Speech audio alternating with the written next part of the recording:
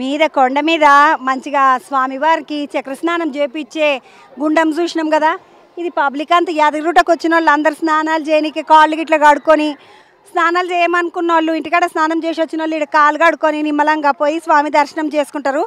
లక్ష్మీ పుష్కరిణి ఈ గుండం పేరు. నేను ఇట్లా కాళ్ళు కడుక్కుంటా.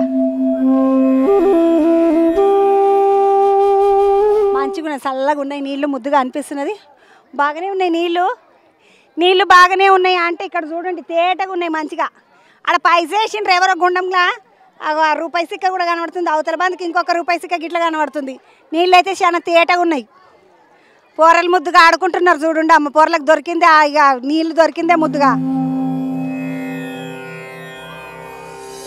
నిమ్మలంగా స్నానాలు చేసిన మగపిల్లలకి అందరికేమో అటు దిక్కు రూములు ఉన్నాయి, ఆడపిల్లలకేమో ఇటు దిక్కు రూములు ఉన్నాయి. 40 దాకా ఉన్నాయి అంట.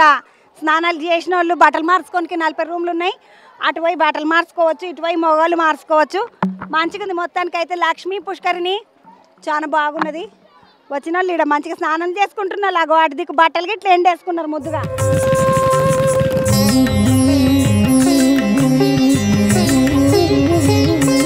అవతల బందుకు కళ్యాణ కట్టున్నది, ఆడికి పోదామండి మనం గిట్లా.